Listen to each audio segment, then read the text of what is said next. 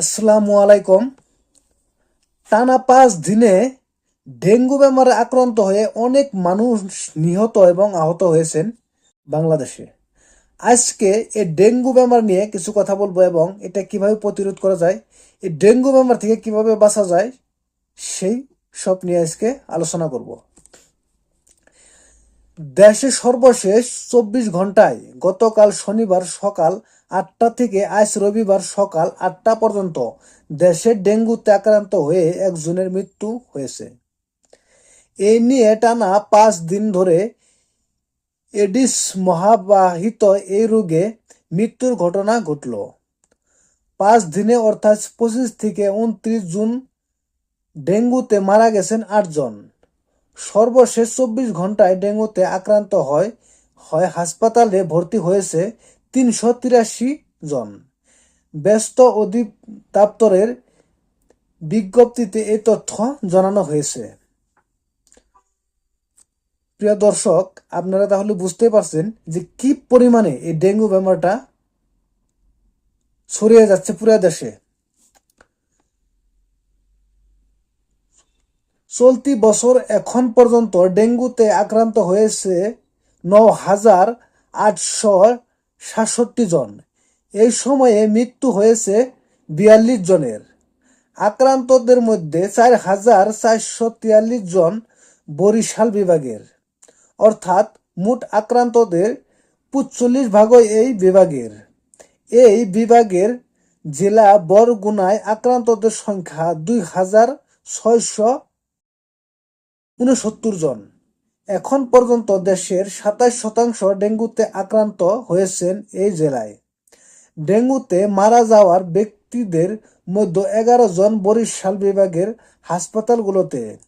আর দেশের সবচেয়ে ডেঙ্গু আক্রান্ত জেলা বরগুনায় মারা গেছেন 6 জন। তো প্রিয় দর্শক, আপনারা বুঝতেই পারছেন তাহলে কি পরিমাণে ডেঙ্গু ছড়িয়ে যাচ্ছে পুরো দেশে, এবং এই ডেঙ্গু থেকে কিভাবে আপনারা বেঁচে থাকবেন সেটা নিয়ে আজকে আলোচনা করব। এখন বলবো ডেঙ্গুটা অ্যাকচুয়ালি কি বেমার, কিসের জন্য হয় এবং এবং এটার থেকে বাঁচার কি রাস্তা। ডেঙ্গু একটি ভাইরাসজনিত রোগ যা এডিস মশার কামড়ের মাধ্যমে ছড়ায়। এটি প্রতিরোধের জন্য আমাদেরকে কিছু গুরুত্বপূর্ণ পদক্ষেপ গ্রহণ করতে হবে। প্রথম, আমাদের চারপাশ পরিষ্কার পরিচ্ছন্নতা রাখতে হবে। আমাদের চারপাশ পরিষ্কার পরিচ্ছন্নতা রাখলে আমরা এই বেমার থেকে অনেক হেল্প পাবো। জমে থাকা পানি, যেমন ফুলের টব, ড্রাম ছাদে বা বাড়ির আশেপাশে রাখা খোলা পাত্রে মশার প্রয়োজনের স্থান হতে পারে। এইসব স্থানে পানি জমতে না দেওয়াই উচিত। সপ্তাহে অন্তত একবার এইসব পাত্র ভালোভাবে পরিষ্কার করে শুকিয়ে নিতে হবে।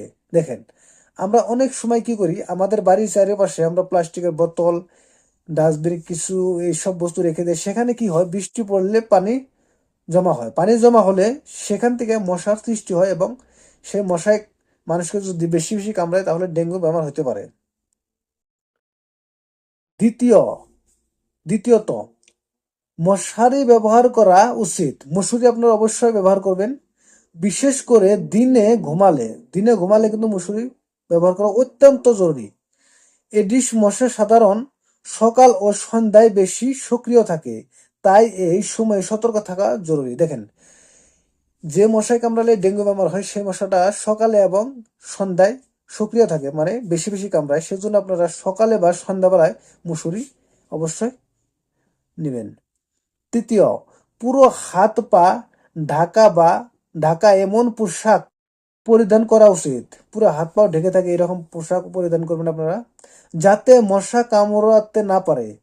প্রয়োজন হলে মশা তাড়ানোর ক্রিম বা স্প্রে ব্যবহার করতে পারেন। তার মানে যদি আপনার প্রয়োজন হয়, আপনি মশার যে ক্রিম একটা আছে লাগাইলে মশায় কামড়ায় না, বা স্প্রে এসব ব্যবহার করতে পারেন। সরকারি ও বেসরকারি উদ্যোগে মশা নিধনের কর্মসূচি চলমান রাখতে হবে এবং জনগণকে এতে অংশগ্রহণ করতে হবে। সবচেয়ে ডেঙ্গুর লক্ষণ দেখা দিলে যেমন জ্বর, মাথা ব্যথা, চোখের পিছনে ব্যথা, গায়ে ব্যথা ইত্যাদি হলে দ্রুত চিকিৎসকের পরামর্শ নেওয়া জরুরি। সচেতন থাকলে ডেঙ্গু থেকে রক্ষা পাওয়া যাবে। দেখেন, যদি আপনার জ্বর আসলো, মাথা ব্যথা, চোখের নিচে ব্যথা, এইসব যদি লক্ষণ দিল, তাহলে আপনারা খুব তাড়াতাড়ি মেডিকেলে যাবেন। মেডিকেলে যেয়ে ডাক্তারের পরামর্শ নেবেন বা সেই মতে মেডিসিন খাবেন। কারণ এইসব লক্ষণ দেখা দিলে কিন্তু ডেঙ্গু হওয়ার সম্ভাবনা বেশি থাকে। আর আপনারা সব সময় পরিষ্কার পরিচ্ছন্নতা থাকবেন। শোয়ার সময় অবশ্যই মশারি নেবেন, যাতে আপনাদেরকে মশায় কামড়াতে না পারে।